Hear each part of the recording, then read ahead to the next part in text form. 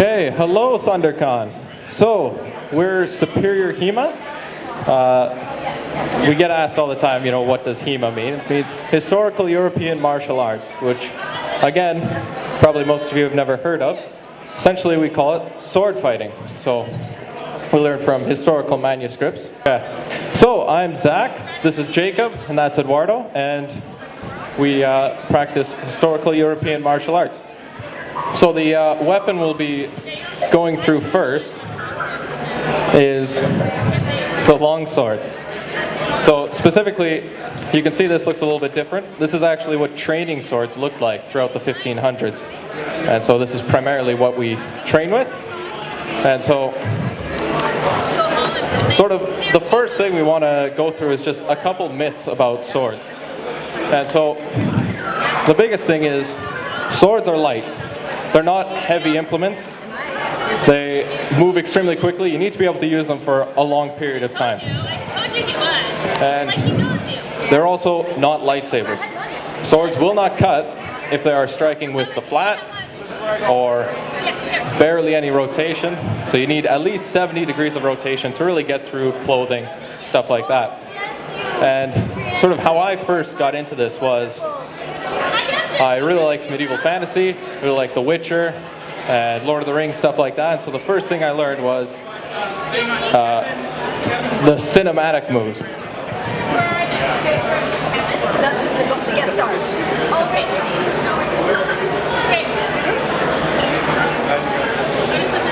Yeah, we're trying to get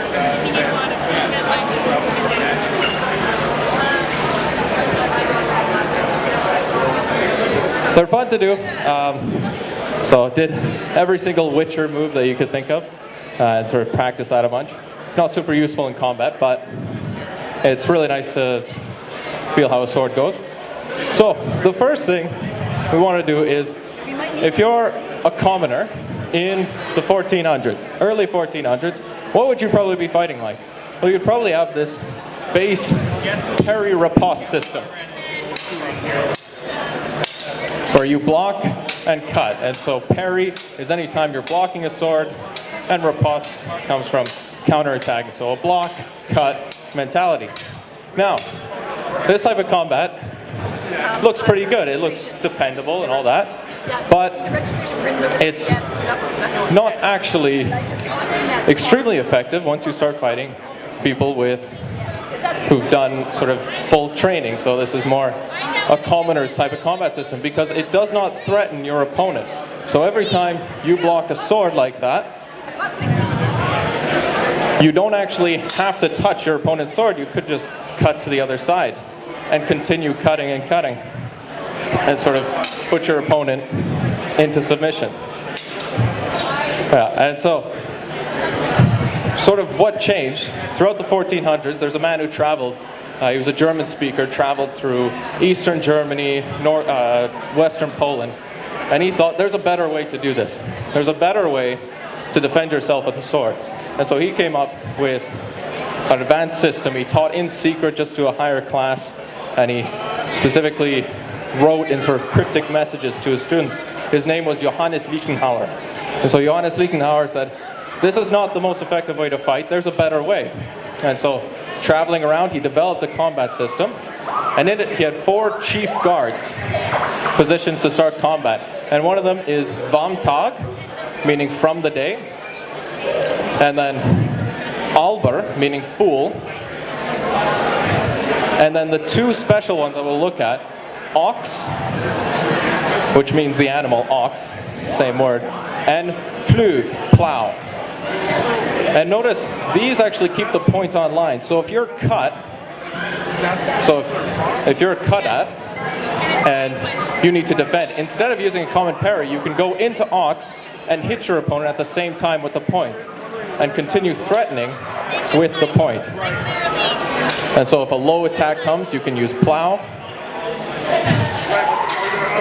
Yeah, and you can continue threatening, and that way, even if your point doesn't land, they're going to need to push your opponent aside, leading to you having the initiative and continue attacking.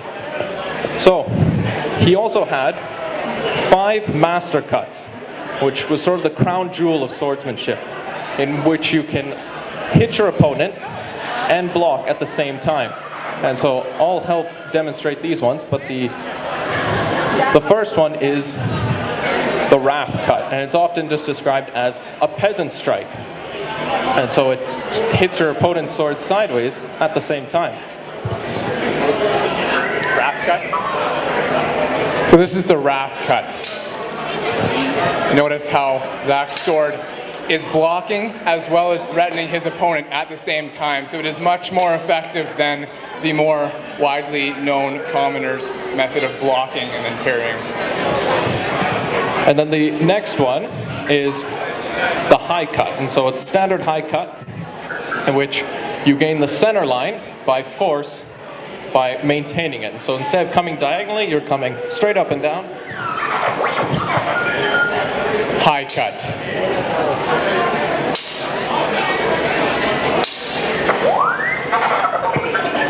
And so those were pretty basic cuts, but the reason Liechtenauer kept them in the system, because they do work to block and hit at the same time. Now come the 3 advanced master cuts.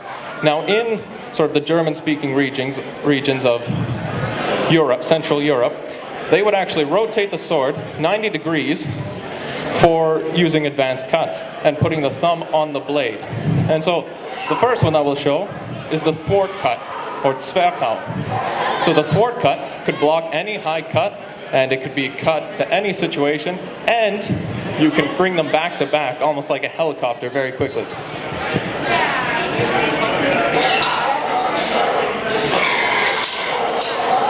Notice the quick rotation so that he can attack from both sides in a very rapid sequence.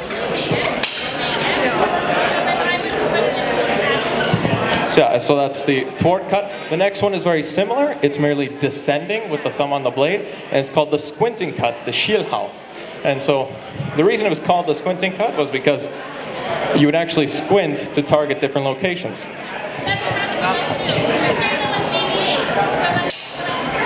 Squinting would make it so that your opponent couldn't see your eyes, couldn't see where you were looking, so it would sort of shield your motives. And the last of the master cuts, the advanced cut, is the crooked cut, the Kumpau. And so it still uses that same thumb on the blade, but it comes sideways in order to block or strike your opponent.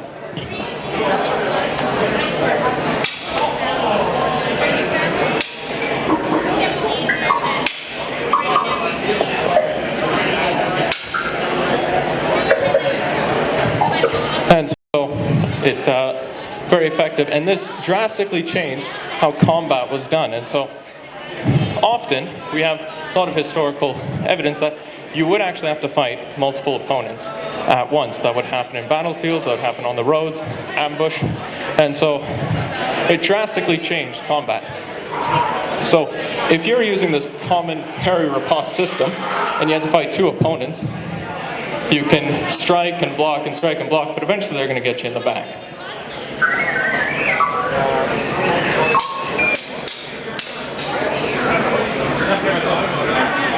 Really not going to work out. So this is what changed from, a sort of a dependable one-on-one common system to actual advanced system of the masters. So by using master cuts or ox and flug, you can now attack multiple opponents because you're hitting and striking in one motion.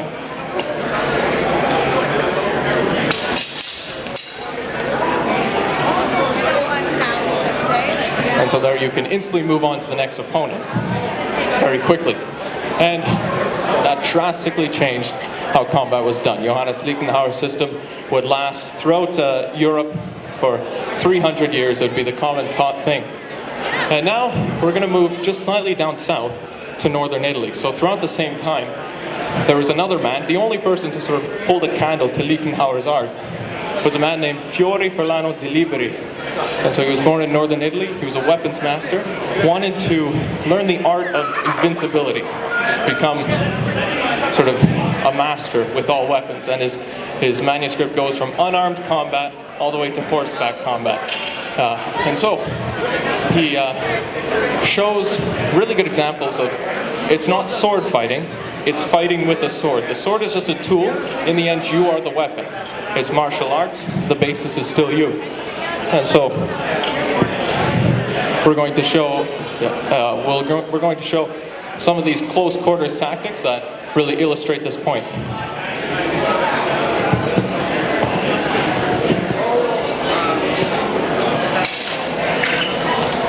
So Zach here is demonstrating close quarters tactics, because again, it's not sword fighting, it's fighting with a sword. So he's utilizing more than just his sword. The sword is a tool, but he also employs other martial arts techniques such as wrestling or grappling. That was a one-handed grapple.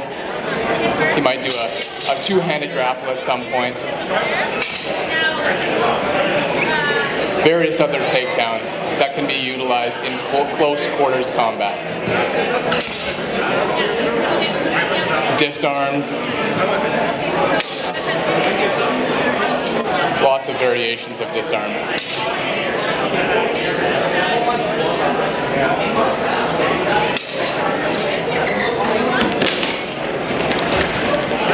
If that was done full speed, Zach would have dropped his sword, but we don't want to do that on the stage.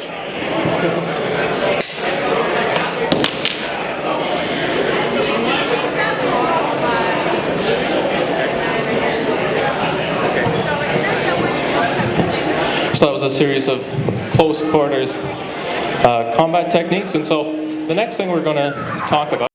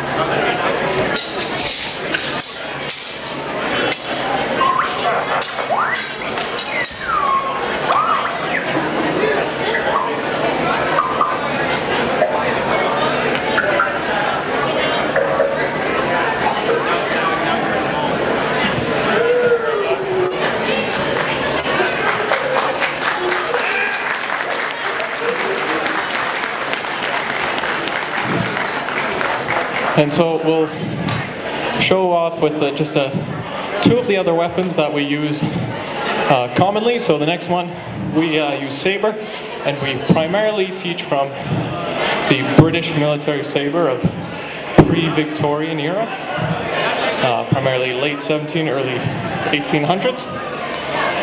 And so a bit of a different combat system.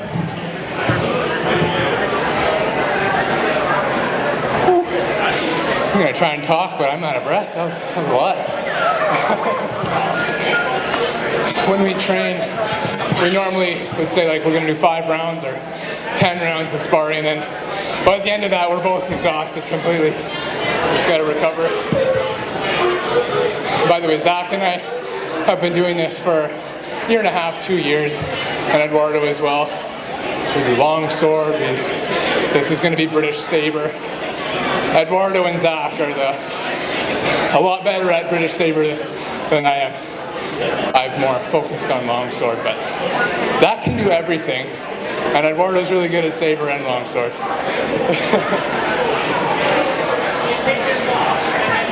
Here we go.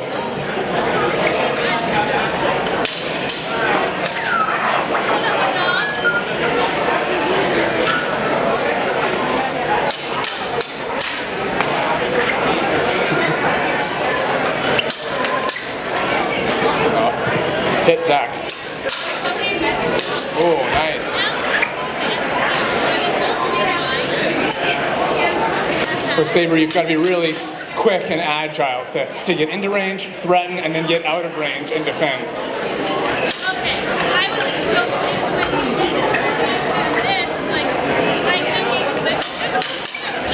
Ooh, nice.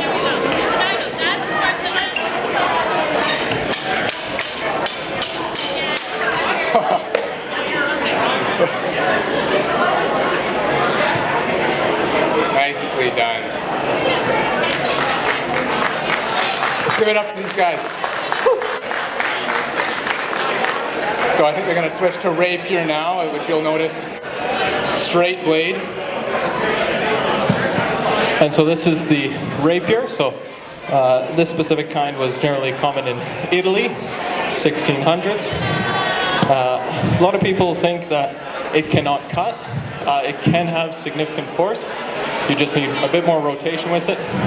Generally, real ones are broader than this. These are all dull swords, so they have a bit of a different dimensions, but they are roughly the same weight and balance of what they should be.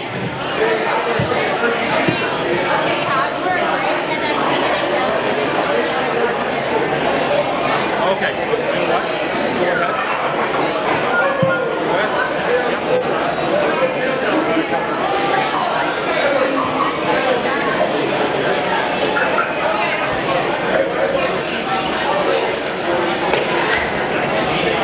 That way a little bit.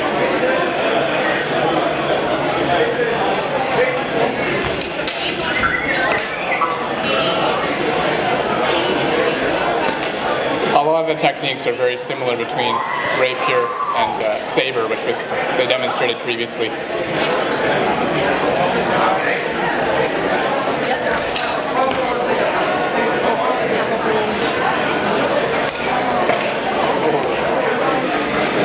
Double hits.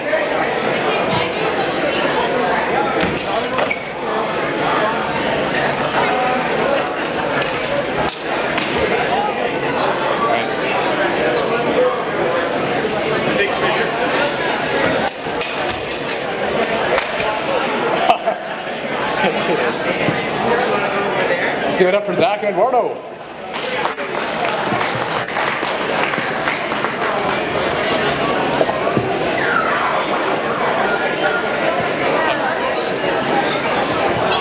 Okay, so yeah, that's. I think we went a little bit faster, but that's what we have for you.